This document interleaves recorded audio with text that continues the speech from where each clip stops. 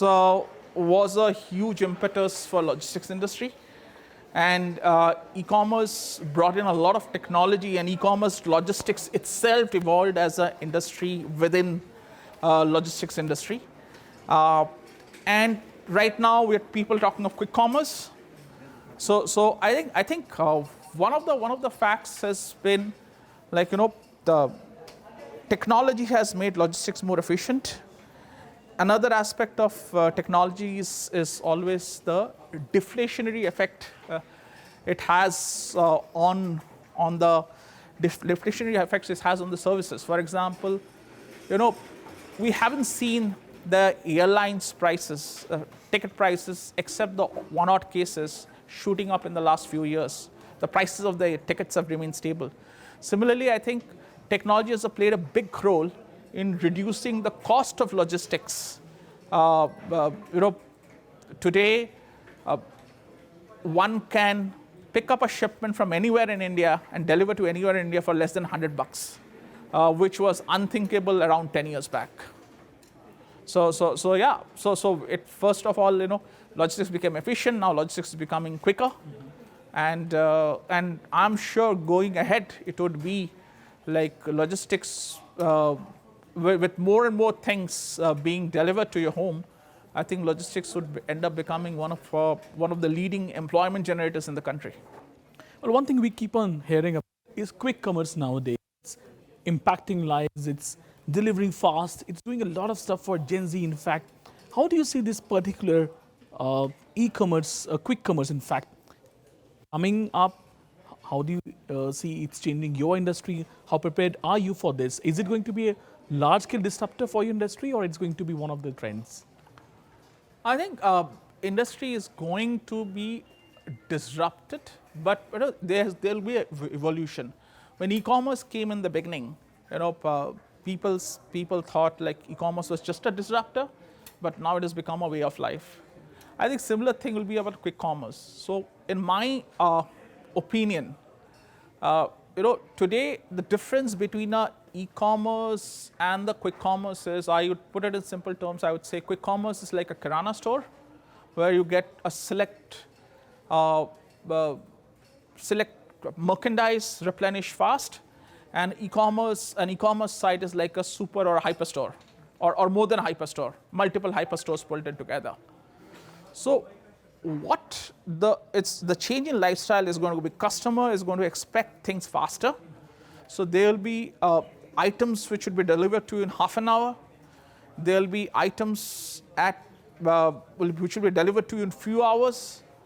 And there's also a constraint about how much goods you can store where, and because there's a constraint on working capital. Ideally, you might want to keep your goods at a lot of places, but that consumes a lot of working capital, which is a constraint for the business. So what will happen is, you will have, at a city level, major metro city level, you will have large hyper warehouses. In city, you will have at maybe 4 or 5 warehouses which will allow an hour-long delivery for a slighter. So you'll have a kirana type delivery from a local pod, which will be 10 to 15 minutes. At a city level, certain items will be available to you in 2 to 3 hours.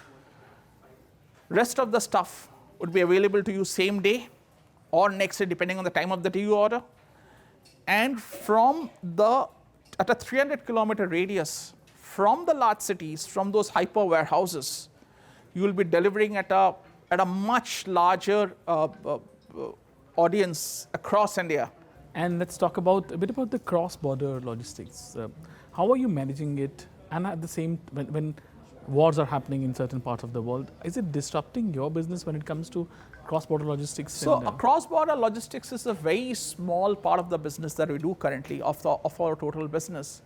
Yeah, there are disruptions. And normally the disruptions are economic in nature.